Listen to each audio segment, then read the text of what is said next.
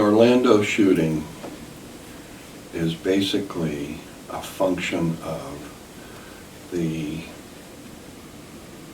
huge lack of respect that our political leaders have for the quality of our communities.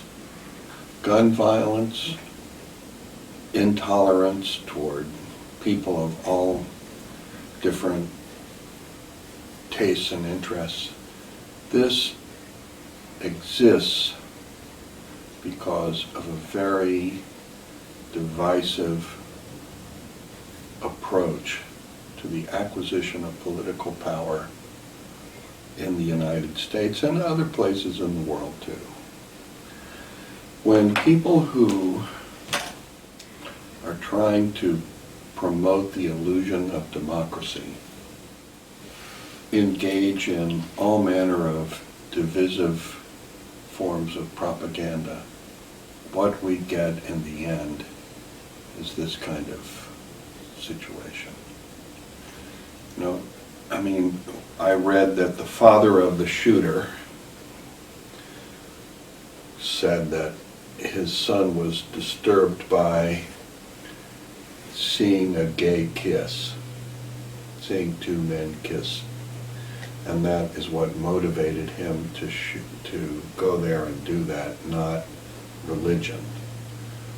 Well, that's the father's attempt to deflect some responsibility away from, you know, fundamentalist Muslim leaders, but it's equally the responsibility of fundamentalist Christian leaders as well, and all people who respond to other people who are different than them with disrespect and derision and suspicion, hatred, and violence.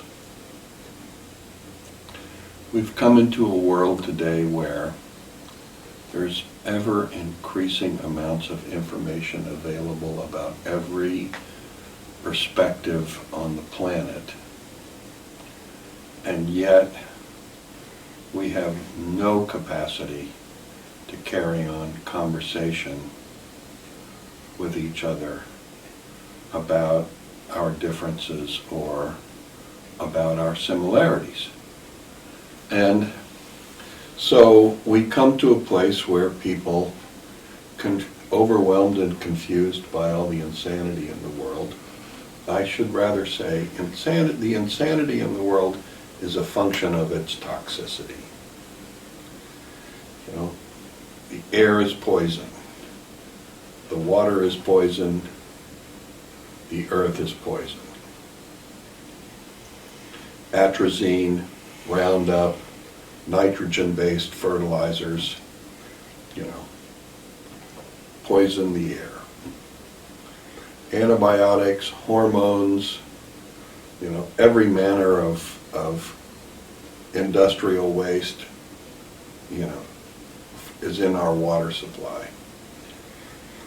You know, the people are, and the response that people have, you know, is just increasingly to propagandize and polarize and politicize every dimension of life rather than trying to continually come back to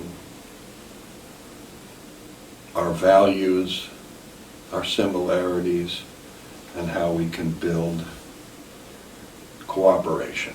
So, Swamiji, I thought I had two thoughts on this one before, and then as you were talking, one you alluded to, which was, I mean, that some of the hot topics right now politically are obviously the Middle East and the challenges going on there, gay rights, etc. And then I look at and gun rights, and I look at this, and it almost looks staged, combining all of these topics all together. And I mean, I'm not saying it is staged, but I'm like, it's all of these coming together. At the same time, we are more progressive with gay rights now than ever before in history. We're we're opening these discussions, there is an inclusiveness and a conversation going on. Is that part of why these things are happening? Because there's actually healing and growing going on in these areas? Well, maybe. I sort of feel like gay rights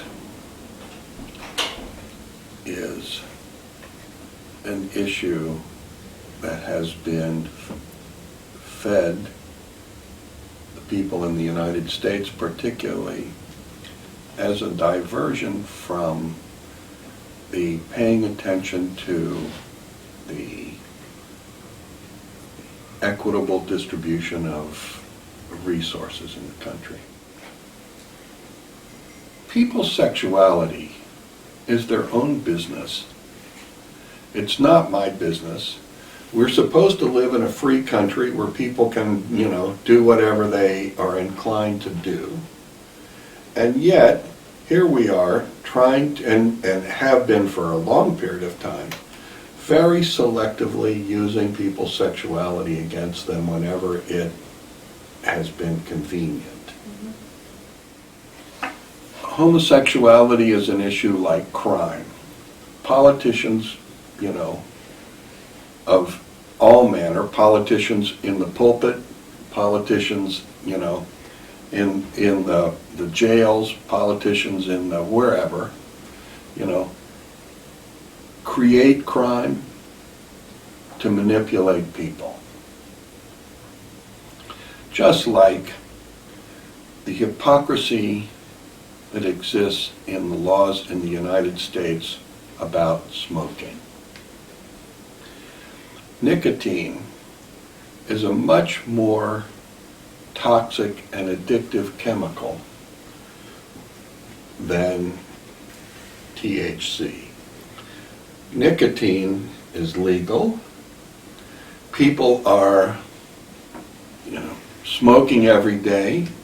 Countries are trying to figure out how to discourage smoking without making it illegal, even though the burden of smoking tobacco on the healthcare systems in all the countries of the world is almost unbearable. And at the same time, we have tens of thousands of people in jail for smoking marijuana. Here's what I'm saying. Issues that should be dealt with it should be very simple to say, whatever you do behind closed doors is your business. This is a free society. We're supposedly a free country. People can do whatever they're going to do. And we already know people do everything, including fundamentalist fundamentalist preachers who have, affairs with gay male prostitutes and do meth while they're having their affair. I mean, this was a big deal in Colorado for one of the top guys in the whole fundamentalist Christian field. What I'm saying is, if we had a law and it said you get to be whoever you are, that's enough. Right. We don't need, and if we had leaders who respected people, whatever their sexual, Do you say the same thing with guns? Well, I don't know that a blowjob has ever killed anybody. Orlando and whatever comes next is really a function of a lack of political leadership and a lack of quality, a lack of value for the quality of our communities. What's the appropriate response you feel right now for a political leadership to shift this after an experience like this?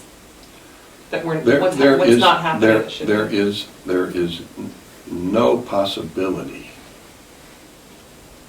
that anything good is going to come out of this. No possibility. And this is the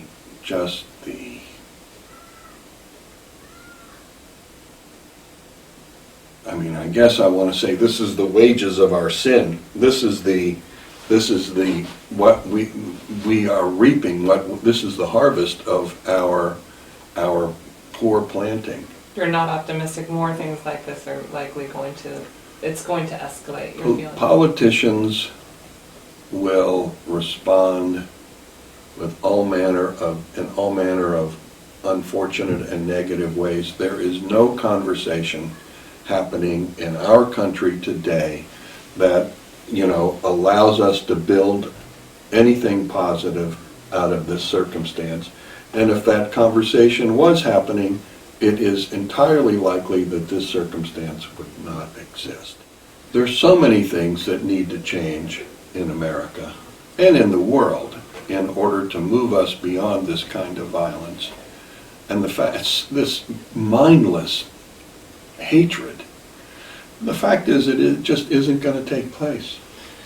Well, this is the only area where I slightly disagree with my amazing guru, because it is taking place right here.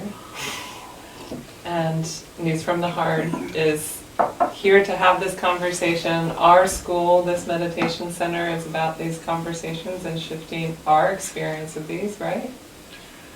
Of course. Yeah. But the unfortunate thing is that, we have zero political clout, and the factionalization that exists in, even in the American, whether we call it spiritual or alternative religious community, the factionalization, the competition, the inability to carry on any kind of conversation is just as bad as it is every place else. And so, for us, as I've said before, our politics are the way we live. We live our politics every day. We take responsibility for our own shortcomings. We take responsibility for improving ourselves. We cultivate self-discipline. We are forgiving each other. We are respecting each other. We're growing cooperation and love and understanding. And, that's what you do.